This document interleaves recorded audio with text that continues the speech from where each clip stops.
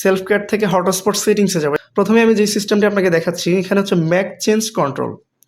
এই সিস্টেমটি হচ্ছে কিভাবে কাজ করে, কোনো ইউজার যদি বারবার ম্যাক চেঞ্জের মাধ্যমে আপনার সার্ভারের সাথে কানেক্টেড হয়, সেই ক্ষেত্রে আপনি তাকে লিমিটেশন দিতে পারবেন সে কতটা ম্যাক চেঞ্জ করতে পারবে।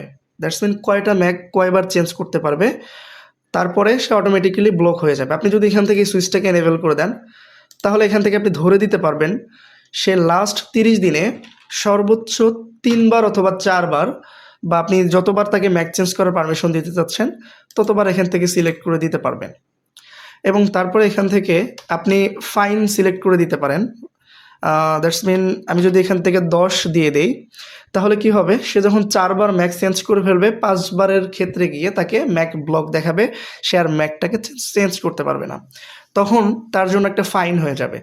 সে বিকাশের মাধ্যমে বা আপনার যে পেমেন্ট গেটওয়ে ইন্টিগ্রেশন করা থাকবে, সে পেমেন্ট গেটওয়ের মাধ্যমে পেমেন্ট করে দিলেই অটোমেটিক্যালি তার ম্যাকটা রিলিজ হবে। তখন নতুন করে সে ম্যাক রিসেট করে সেখানে ঢুকতে পারবে।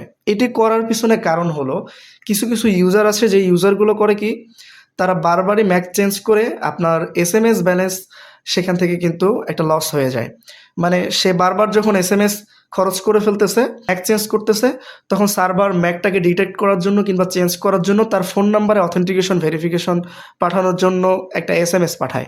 এই এসএমএসটার কিন্তু কস্টিং রয়েছে, এই কস্টিং কিন্তু আপনার যাচ্ছে, যার কারণে আপনি তাকে একটা বেঁধে দিতে পারবেন যে সে সর্বোচ্চ কতবার ম্যাক চেঞ্জ করতে পারবে। সেটা এখান থেকে যদি আপনি করে দেন, তাহলে সে ততবার ম্যাক চেঞ্জ করার পরে ব্লক হয়ে যাবে। তখন সে ফাইন প্রদান করার মাধ্যমে কিন্তু নিজে নিজে ম্যাকটাকে রিলিজ করতে পারবে। আর আপনি যদি এখান থেকে এটাকে অফ করে রাখেন, তাহলে সে আনলিমিটেড ম্যাক চেঞ্জ করতে পারবে। এটা একটা আমাদের সফটওয়্যারের মজার ফাংশনাল সেটিংস। এবং তারপরে যে সেটিংসটি এখানে আছে সেটি হচ্ছে র্যান্ডমাইজ ম্যাক ব্লক। এটি হচ্ছে আপনার কিছু কিছু ইউজার দেখা যায় র্যান্ডমাইজ ম্যাক দিয়ে সার্ভারের সাথে কানেক্টেড হয়, প্যাকেজ পারচেস করে, পরবর্তীতে গিয়ে যখন ম্যাকটা চেঞ্জ হয়ে যায় তখন নতুন করে লগ ইন পেজ চলে আসে এবং তখন তিনি ক্লেম করেন যে আমার নেট অ্যাক্টিভেট হচ্ছে না।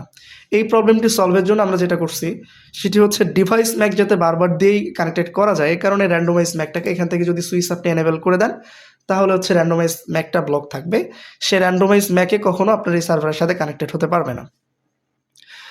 তারপরে যেই সিস্টেমটি আছে এটি হচ্ছে হটস্পট ওটিপি কন্ট্রোল। এটি মূলত হচ্ছে আমাদের এই সফটওয়্যারটি যারা বাহির দেশ থেকে কন্ট্রোল করবেন, দ্যাটস মিন যারা সৌদি আরবিয়া, দুবাই, কাতার, তারপরে হচ্ছে ফ্রান্স এবং বিশ্বের যে কোনো দেশ থেকে যখন এই সফটওয়্যারটি ব্যবহার করবে, অনেকেই হচ্ছে এসএমএস গেটওয়ে ইউজ করতে চান না বা ওটিপি সিস্টেমটিকে ইউজ করতে চান না। সেই ক্ষেত্রে কি হবে, এই হটস্পট ওটিপি কন্ট্রোল থেকে যদি সুইচটাকে অফ করে দিই আমরা, সেই ক্ষেত্রে কিন্তু ওটিপি ছাড়াই রেজিস্ট্রেশন হবে।